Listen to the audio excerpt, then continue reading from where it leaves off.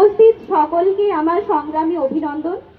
আমি তপতী সরেন। আমরা এসেছি যাদবপুর বিশ্ববিদ্যালয় থেকে। আমরা সেখানে পড়াশোনা করি। আমাদের ওখানে একটা সাঁওতাল স্টুডেন্ট অ্যাসোসিয়েশন রয়েছে, যার নাম Jadavpur university Santhal students welfare and cultural association.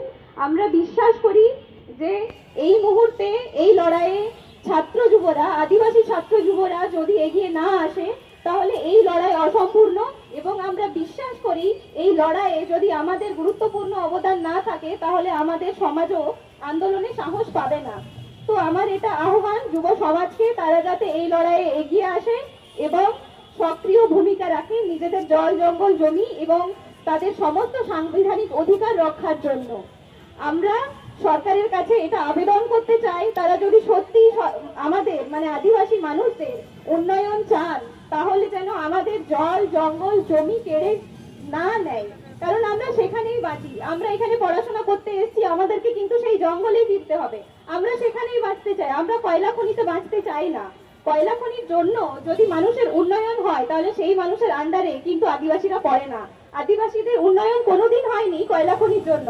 ভারতবর্ষের ইতিহাসে যদি আমরা দেখি, যেখানে যেখানে উচ্ছেদ হয়েছে, আদিবাসী উচ্ছেদ হয়েছে, অরণ্য ধ্বংস হয়েছে, সেখানে প্রাণ প্রকৃতির পরোয়া না করে নির্বিচারে আদিবাসী হত্যাও হয়েছে, বন্যপ্রাণী হত্যাও হয়েছে, অরণ্য ধ্বংস হয়েছে, না কোনো পুনর্বাসন হয়েছে, না কোনো ক্ষতিপূরণ দেওয়া হয়েছে। তো আমরা এটাকে বিশ্বাস করি না যে এইখানে কয়লা খনি হলে কোনো উন্নয়ন হবে। যদি সরকার উন্নয়ন করতে চায় আমাদের, সে আমাদের স্বাস্থ্যের কথা ভাবুক, আমাদের শিক্ষার কথা ভাবুক, আমাদের সংস্কৃতির কথা ভাবুক, তবেই সেখানে উন্নয়ন সম্ভব বলে আমরা বিশ্বাস করি।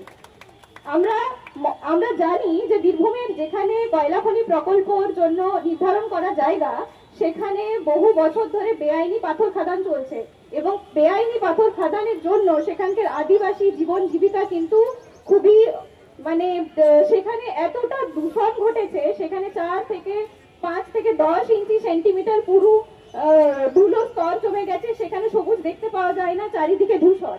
আমরা আদিবাসীরা কিন্তু সবুজে বাঁচি, সবুজ ছাড়া আমরা বাঁচতে পারবো না। তাই আমরা সরকারের কাছে এটাই আমাদের আবেদন যে উনি কোনো বিকল্প জীবিকার ব্যবস্থা করুক। সেখানে এই বীরভূমের এই এরিয়া এমনি শুষ্ক এরিয়া, এখানে জল নেই, চাষের জন্য বৃষ্টির ওপর নির্ভর করতে হয়। এখানে জলের ব্যবস্থা করুক, চাষের ব্যবস্থা করুক, এখানে সৌর বিদ্যুতের ব্যবস্থা করুক, বা পশুপালন বা খাদ্য প্রক্রিয়াকরণ বিভিন্ন ধরনের জিনিস করা যায়।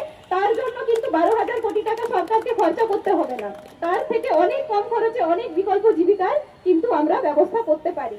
সরকারের কাছে এটা আবেদন, এবং আমার এটাও আবেদন, সরকার যদি মনে করে আদিবাসীদের মানবাধিকার রয়েছে তাহলে কিন্তু সে তাদেরকে সেখান থেকে উচ্ছেদ করবে না, এবং প্রশাসনের ভয় দেখিয়ে রাতের অন্ধকারে তাদেরকে তুলে নিয়ে গিয়ে তাদেরকে হেনস্থা করবে না, সেখানে ইন্টারনেট বন্ধ করবে না, তাদের বাক স্বাধীনতা কেড়ে নেবে না।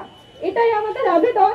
উনি যদি সত্যিই সহানুভূতিশীল মানুষ হয়ে থাকেন তাহলে উনি যেন আমাদের বিকল্প জীবিকার ব্যবস্থা করবেন, এবং সেখানে কয়লা খনি যাতে দ্রুত বন্ধ করেন। নমস্কার।